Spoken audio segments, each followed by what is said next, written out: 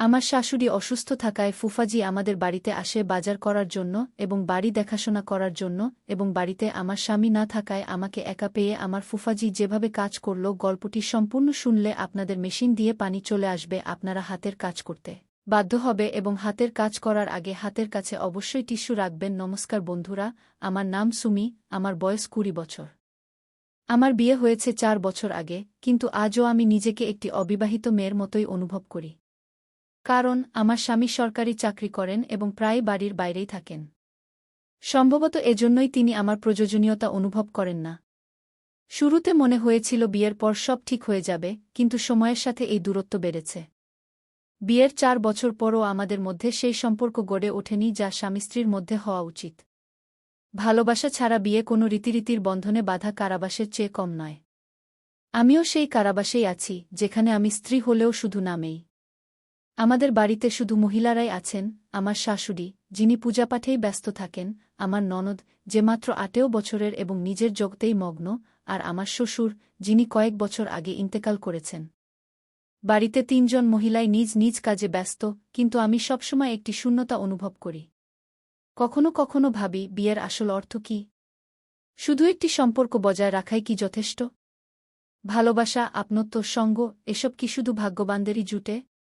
কখনো কখনো রাতে আয়নায় নিজেকে দেখি, আমার ভেতর এখনও সেই যৌবন, সেই ইচ্ছা, সেই আকাঙ্ক্ষা।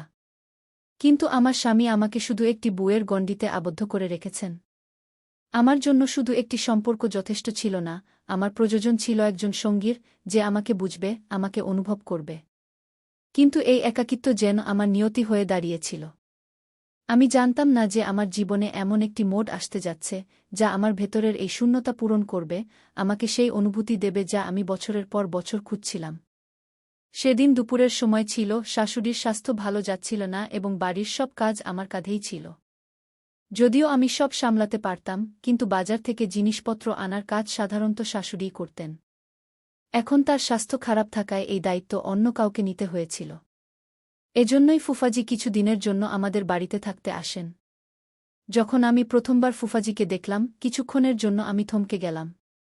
45 বছরের বয়স, কিন্তু একদম ফিট, লম্বা, চওড়া কাঁধ এবং মুখে এক আলাদা পুরুষালী ভাব। তার চোখে গভীর গাম্ভীর্য এবং ঠোঁটে হালকা হাসি, যা যে কাউকে আকর্ষণ করতে পারে। তার ব্যক্তিত্ব এমন ছিল যে, যখনই তিনি ঘরে থাকতেন, পুরো পরিবেশ যেন তার পায়ের নিচে চলে আসত।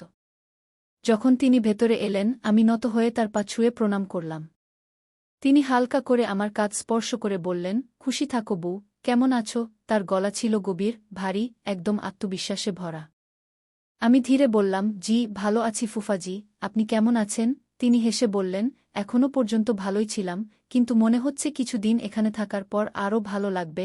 আমি তার এই কথার অর্থ বুঝতে পারিনি, কিন্তু তার চোখের চমক এবং হাসিতে এমন কিছু ছিল যা আমাকে গভীরভাবে স্পর্শ করেছিল। বাড়িতে আসার পরই তিনি শাশুড়ির সাথে দেখা করতে চলে গেলেন। আমি রান্নাঘরে পানি নিতে গেলাম, কিন্তু আমার মন বারবার তার দিকেই যাচ্ছিল। তিনি বসেছিলেন, কিন্তু তার বসার ভঙ্গিও এত রাজকীয় ছিল যে কেউ চোখ ফেরাতে পারছিল না।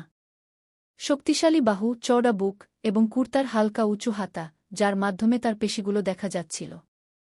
আমি নিজেকে সামলে নিয়ে পানি নিয়ে তার কাছে গেলাম এবং বললাম, ফুফাজি, পানি নিন। তিনি আমার দিকে গভীর দৃষ্টিতে তাকালেন, তারপর পানির কথা বললে আমি চায়ের কাপ তাদের দিকে এগিয়ে দিলাম, তখন তাদের হাত হালকাভাবে আমার হাতের সাথে স্পর্শ করল। একটি মৃদু স্পর্শ, কিন্তু সেই স্পর্শে যেন একটি তরঙ্গ ছিল যা আমার সমস্ত শরীরে ছড়িয়ে পড়ল। আমি দ্রুত হাত পিছিয়ে নিলাম। তারা হালকা হাসি দিয়ে আমার দিকে তাকিয়ে বলল, তুমি কেন আতঙ্কিত হচ্ছ? আমি মিথ্যা হাসি দিয়ে বললাম, এমন কিছু নয় ফুফাজি। তারা চায়ের একটি চুমুক নিয়ে বলল, তোমার চা বানানোর স্টাইল এখনও ঠিক সেই রকম, যেমন প্রথমবার যখন আমি তোমার হাতের চা খেয়েছিলাম। আমি অবাক হয়ে জিজ্ঞাসা করলাম, আপনার মনে আছে? তারা হালকা হাসি দিয়ে বলল, আরে, এমন জিনিস কেউ কিভাবে ভুলতে পারে? তাদের এই কথাটি আমাকে গভীরভাবে স্পর্শ করল। আমার নিজের স্বামীকে সম্ভবত এটাও মনে নেই যে আমি প্রথমবার তার জন্য কখন চা বানিয়েছিলাম। এখন ফুফাজির সাথে কথা বলা, তাদের কথা শোনা, তাদের কাছে থাকা, সবই আমার ভাল লাগতে শুরু করেছিল। তাদের গভীর কণ্ঠ, তাদের শক্তিশালী দেহ, তাদের কথা বলার ভঙ্গি, সবকিছু যেন আমার হৃদয়ে প্রভাব ফেলতে শুরু করেছিল। আমি নিজেকে বারবার বোঝাতে চেষ্টা করছিলাম, সুমি, এটা ভুল, কিন্তু হৃদয় তো কারও কথা শোনে না। সেই সন্ধ্যায় শাশুড়িমা তার ঘরে শুয়েছিলেন এবং ননদ তার বন্ধুর বাড়িতে পড়াশোনা করতে গিয়েছিলেন। বাড়িতে শুধু আমি এবং ফুফাজি জেগেছিলাম। আমি ড্রয়িং রুমে বসেছিলাম যখন তারা এসে জিজ্ঞাসা করল, নেহা, একা বসে আছো? আমি মাথা নেড়ে বললাম, হ্যাঁ, শুধু এমনিই। তারা বলল, চলো ছাদে যাই। আমি সংকোচ বোধ করে তাদের দিকে তাকিয়ে বললাম, ছাদে? তারা হাসি দিয়ে বলল, হ্যাঁ, তাজা বাতাস পাবে, ভালো লাগবে। আমি কোনো অজুহাত দিলাম না। হৃদয় যেন নিজেই তাদের সাথে যাওয়ার জন্য ব্যাকুল ছিল। আমরা দুজন ছাদে দাঁড়িয়েছিলাম। হালকা ঠান্ডা বাতাস বইছিল। ফুফাজি রেলিংয়ের কাছে দাঁড়িয়ে নিচের দিকে তাকালেন এবং আমি তাদের কাছে গিয়ে দাঁড়ালাম। তারা হঠাৎ বলল, নেহা, তুমি কি খুশি? আমি এক মুহূর্ত তাদের দিকে তাকালাম। তাদের চোখে কিছু ছিল, যেন তারা সবকিছু জানতে চাইছিলেন। আমি জোর দিয়ে বললাম, হ্যাঁ, আমি খুশি। তারা আমার চোখের দিকে তাকিয়ে হালকা হাসি দিয়ে বলল, আবার মিথ্যা বলছ? আমার হৃদয় জোরে ধড়ফড় করতে শুরু করল। তারা তাদের হাত রেলিংয়ে রাখল, ঠিক আমার হাতের কাছেই। বাতাস বইছিল এবং তাদের হালকা সুগন্ধ আমার চারপাশে ছড়িয়ে পড়ল। তারা বলল, যদি আমি বলি যে তুমি খুশি নও? আমি কোনো উত্তর দিলাম না। আমার কাছে কোনো শব্দই ছিল না। তারা আমার দিকে তাকিয়ে বলল, তোমার চোখ সত্য বলে, নেহা। তারা বলছে যে তোমার কাছের কারও প্রযোজনকে আমার পায়ের নিচে যেন মাটি সরে গেল। আমি নিজেকে সামলে নেওয়ার চেষ্টা করলাম, কিন্তু তাদের গম্ভীর স্বর, তাদের নিকটতা, তাদের উপস্থিতি, সবকিছু আমার ভেতরে নতুন কিছু জাগিয়ে তুলছিল। আমি কিছু বলতে যাচ্ছিলাম, ঠিক তখনই নিচ থেকে কারও পা ফেরানোর শব্দ এল। আমরা দুজনেই চমকে উঠলাম। আমি তাড়াতাড়ি পিছিয়ে গেলাম এবং তারাও নিজেকে সামলে নিলেন। আমি আমার ঘরে চলে গেলাম, কিন্তু হৃদয়ের ধড়ফড়ানি তখনও তীব্র ছিল। ফুফাজির স্পর্শ, তাদের গভীর চোখ, তাদের কথা, সবকিছু বারবার আমার মনে পড়ছিল। সন্ধ্যার সময় ছিল, হালকা অন্ধকার নেমে আসছিল। শাশুড়ি মার ওষুধ শেষ হয়ে গিয়েছিল এবং রাতের ওষুধ নেওয়া জরুরি ছিল। ননদ এখনও বাড়ি ফেরেনি এবং আমি আমার ঘরে ছিলাম যখন শাশুড়িমা ডাকলেন, হ্যাঁ, একটু এদিকে আসো। আমি তাড়াতাড়ি বাইরে এলাম। শাশুড়িমা বললেন, বেটা, আমার ওষুধ শেষ হয়ে গেছে। ফুফাজিকে বলো বাজার থেকে নিয়ে আসতে। আর হ্যাঁ, তুমিও সাথে যাও, কিছু রেশনও আনতে হবে। আমি একটু ভাবলাম। ফুফাজির সাথে যাওয়া, হৃদয় একটু ধড়ফড় করতে শুরু করল। ঠিক সেই মুহূর্তে ফুফাজিও সেখানে চলে এলেন। কি হয়েছে? তারা জিজ্ঞাসা করলেন। শাশুড়িমা বললেন, তোমাকে ওষুধ নিতে বাজার যেতে হবে এবং নেহাও সাথে যাবে, রেশন আনতে হবে। ফুফাজি আমার দিকে তাকালেন। তাদের মুখে হালকা হাসি ছিল, কিন্তু চোখে কিছু অন্যরকম ছিল, এমন কিছু যা শুধু আমি অনুভব করতে পারতাম। তারা বললেন, ঠিক আছে বউ, প্রস্তুত হয়ে যাও, চলো। আমি তাড়াতাড়ি দোপাট্টা সামলে বাইরে এলাম। ফুফাজি বাইক নিয়ে প্রস্তুত ছিলেন। তারা হেলমেট পরলেন এবং বাইক স্টার্ট করলেন।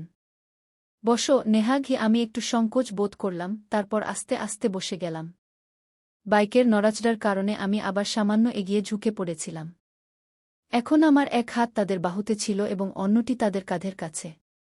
তারা হালকাভাবে আমার আঙুলগুলি তাদের বাহু দিয়ে স্পর্শ করে বলল, আরামে বসো। কোনো তাড়া নেই। তাদের স্বর নিচু ছিল, কিন্তু তাতে একটি অদ্ভুত আকর্ষণ ছিল। বাইকের গতি কম ছিল, কিন্তু আমার হৃদয়ের স্পন্দন দ্রুত। তারপর একটি ছোট গর্ত দিয়ে বাইক গেল এবং আমি সামান্য কেঁপে উঠলাম।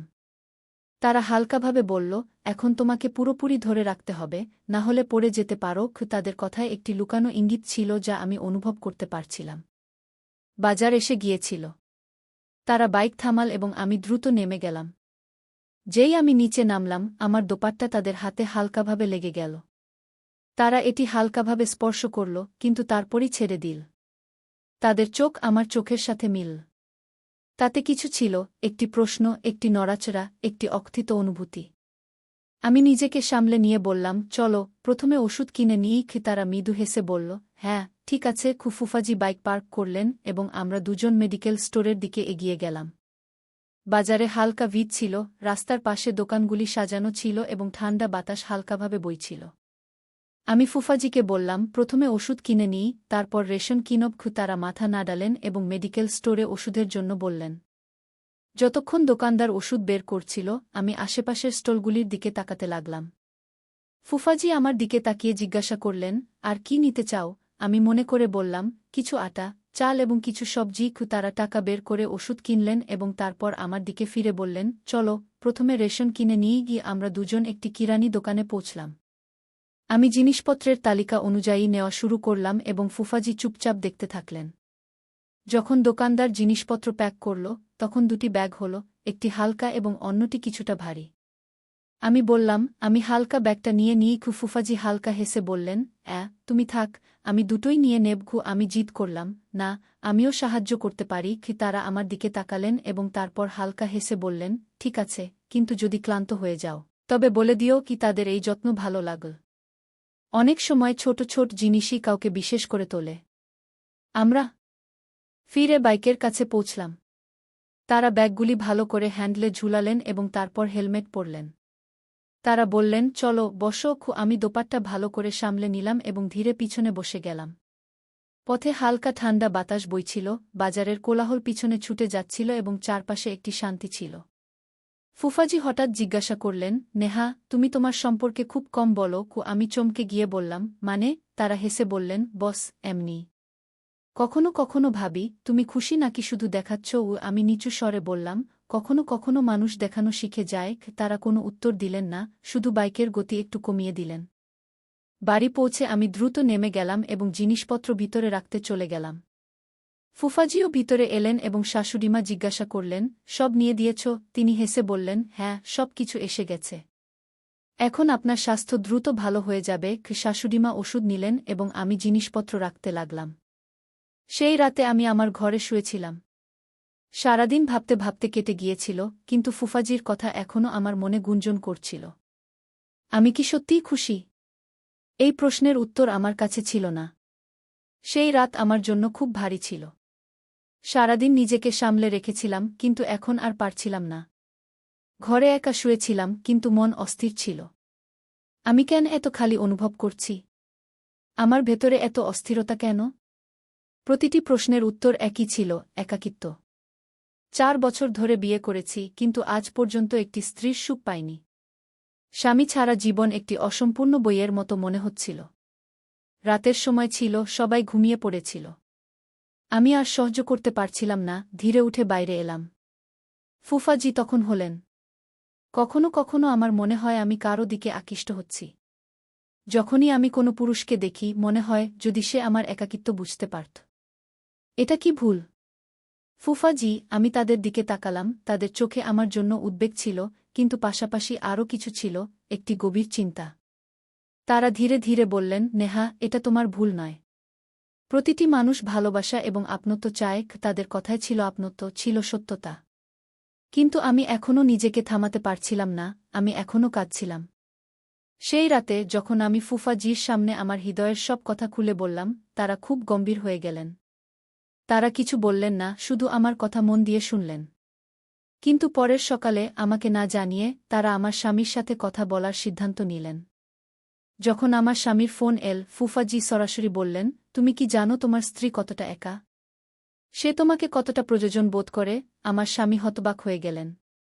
আমি কখনো ভাবিনি নেহা এতটা বিচলিত হতে পারে। সে তো আমাকে কিছুই বলে না। ফুফাজি গভীর কণ্ঠে বললেন, কিছু জিনিস বলার নয়, বোঝার। তোমার সাথে বিয়ের পর সে শুধু একটি বউ হয়ে থাকেনি, স্ত্রী হয়ে উঠতে পারেনি। আর যদি তুমি তাকে সময় না দাও, ধীরে ধীরে সে অন্য কোথাও সান্ত্বনা খুঁজবে। আমার স্বামী এই কথা শুনে প্রচণ্ড আঘাত পেলেন।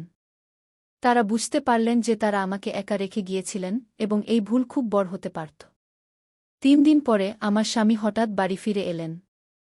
তাকে দেখে আমি হতবাক হয়ে গেলাম। তারা আমাকে জড়িয়ে ধরে বললেন, নেহা, আমি খুব লজ্জিত। আমি কখনো বুঝতে পারিনি তোমার সাথে কতটা অন্যায় করছিলাম। মাফ করে দাও। আমার চোখে জল চলে এল।